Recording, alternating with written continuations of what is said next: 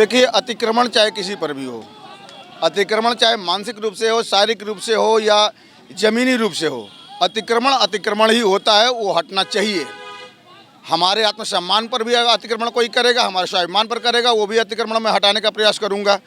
योगी बाबा जो कर रहे हैं वो इसी पहलू को ध्यान में रखते हुए, एक गज़ल का थोड़ा सा टुकड़ा है कि मेरा खत पढ़ के हैरत है सबको, खत में जाने में क्या लिख दिया है, जिनको लिखना था जालिम सितमगर उनको जाने वफा लिख दिया है।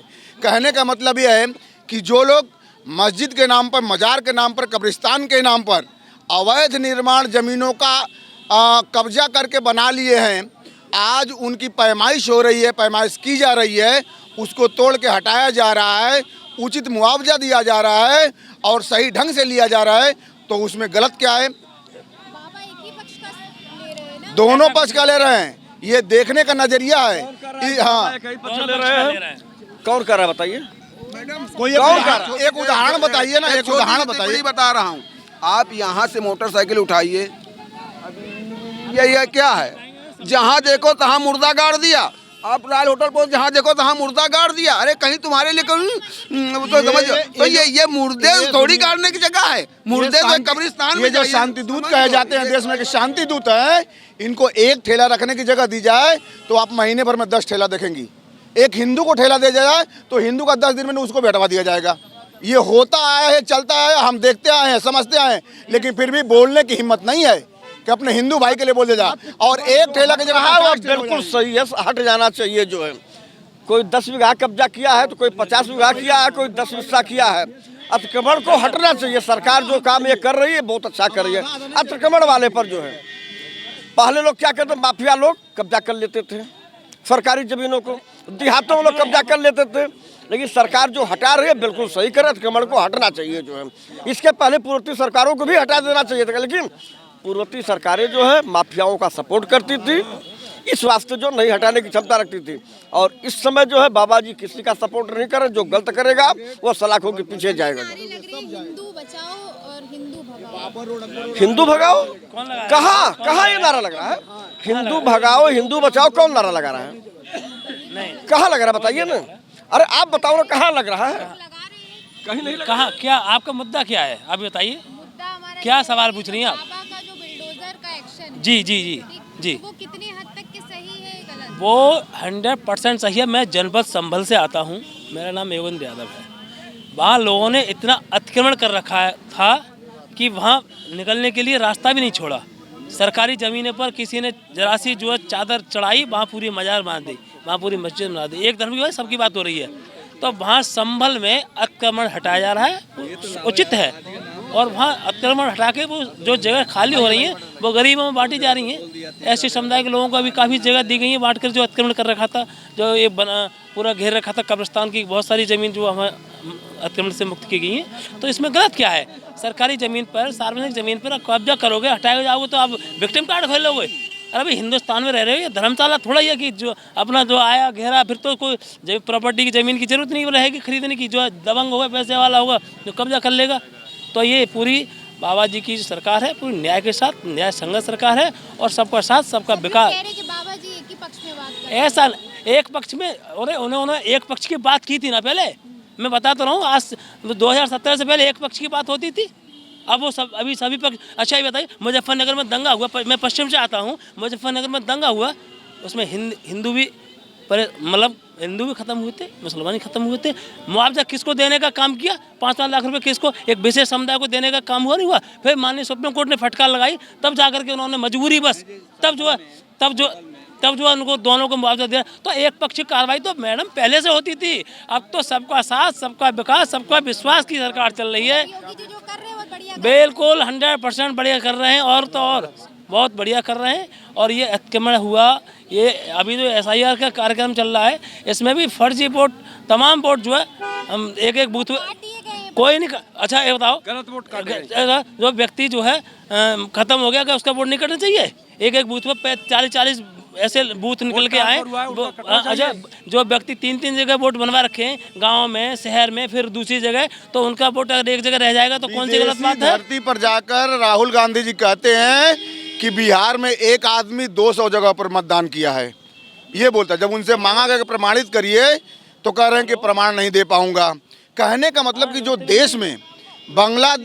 देश में पश्चिम बंगाल और आसाम के नाम पर जो घुसपैठिए हैं बांग्लादेश के हैं, उन लोगों को चिन्हित किया जा रहा है, उन लोगों को बेघर किया जा रहा है कि किस बिहार पर, किस ग्राउंड पर, किस आधार पर तुम यहाँ रह रहे हो। भाई कोई कह रहा 15 साल से रह रहा हूँ, 20 साल से रह रहा हूँ, 25 साल से रह रहा हूँ, 30 साल से रह रहा हूँ, मेरा आधार है, मेरा पैन है, मेरा राशन कार्ड है, मेरी झुग्गी है, मेरी झोपड़ी है, मेरा मकान है। तो अगर अवैध रूप से सरकारी जमीन पर अगर तुम रह रहे हो तो अवैध तुम यहाँ के हो, और अवैध लोगों को रहने का कोई यहाँ अधिकार नहीं। योगी बाबा का ये शासनादेश है। और जो तुर्कमान गेट पर दिल्ली पर हो रहा है वो भी जायज़ है।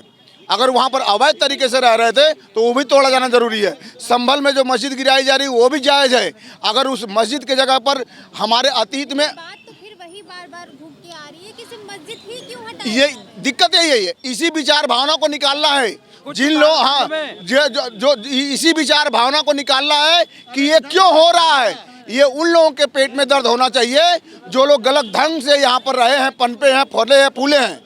आपने बनाते समय सोचा कि ये हिंदुस्तान की धरती है, हिंदुओं की धरती है, मंदिर की धरती है, शिव की धरती है, यहाँ पर हम मस्जिद क्यों बना रहे हैं। बाबर ने सोचा कि ये राम जन्मभूमि है, लेकिन वो बाबरी मस्जिद का निर्माण कर दिया।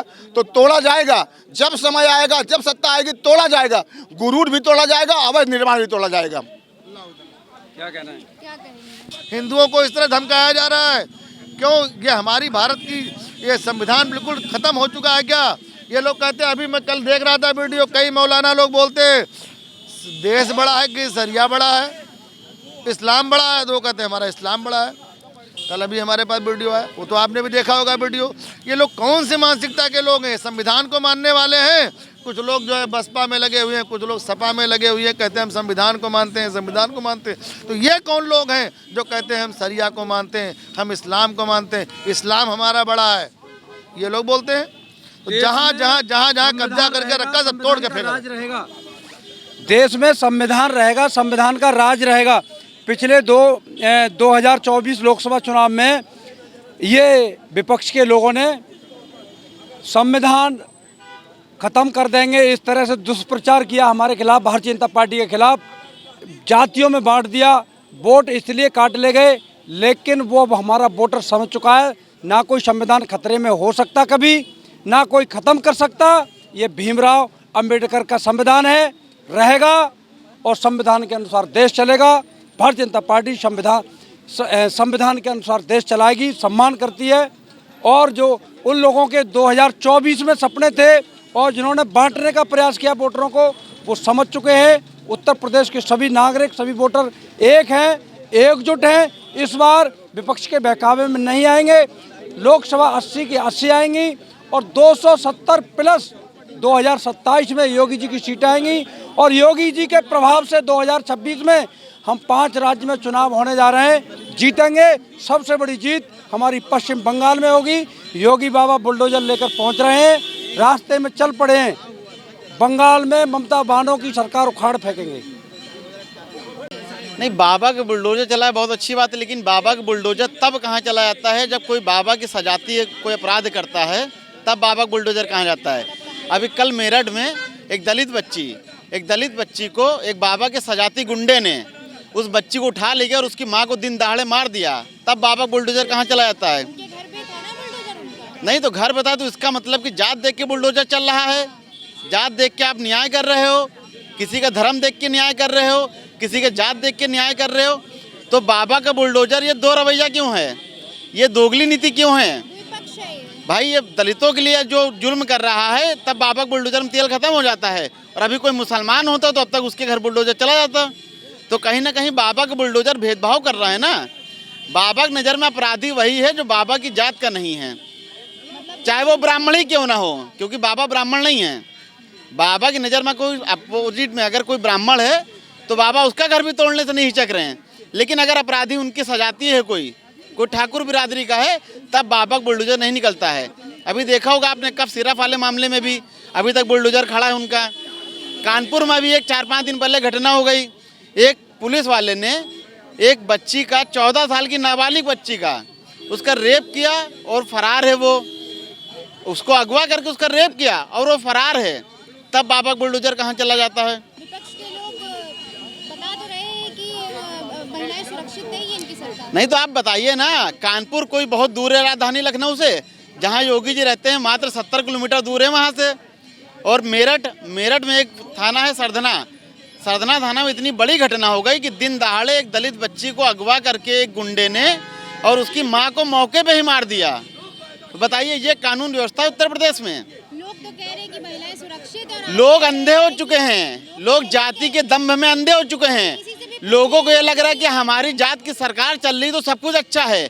लेकिन मैं उनसे ये पूछना चाहता हूँ, जब तुम्हारे घर की बेटी पे वो बात आएगी तब तुम क्या कहोगे? आज तो खूब चापलूसी कर लो योगी सरकार, मोदी सरकार, लेकिन कल जब तुम्हारे घर की बहू बेटी उठाई जाएगी, जब तुम्हारे घर की कोई माँ मारी जाएगी, तब आप क्या कहेंगे? कानून व्यवस्था एक होनी चाहिए और सबके लिए होनी चाहिए। आप जात देख के अगर न्याय दोगे या कानून को चलाओगे तो ये जातिवादी जो है इसको अगली सरकारें देखेंगी। ऐसा नहीं कि सरकार आपकी हमेशा रहेगी, सरकार बदलती है। 27 में योगी 27 में सरकार बदलेगी और 27 में उत्तर प्रदेश में बहन कुमारी मायावती जी की सरकार आने जा रही है। जिस तरह भी आपने देखा को 9 अक्टूबर को लाखों लाख आदमी, जो 4-5 पार्टियां मिलकर उतनी भीड़ नहीं कर पाएंगी। सपा भाजपा मिल जाएं, बाकी तमाम पार्टियां मिल जाएं, तब भी उतनी भीड़ नहीं आएगी। और उन्होंने अकेले इतनी भीड़ किया तो आप देखिएगा कि उत्तर प्रदेश की कानून व्यवस्था की क्या स्थिति है, ये किसी छुपी नहीं है। और जो बातें मैं कह रहा हूँ ये सब मीडिया में प्रकाशित हैं, मैं कोई ऐसी बात नहीं कह रहा हूँ जो किसी को नहीं पता है। तो कानून व्यवस्था और बुलडोजर अगर वाकई में है और अगर देता है न्याय तो दिखाए कहाँ है कानून व्यवस्था। जनता पार्टी में न्याय होती है। अभी नेताजी जो बोले ना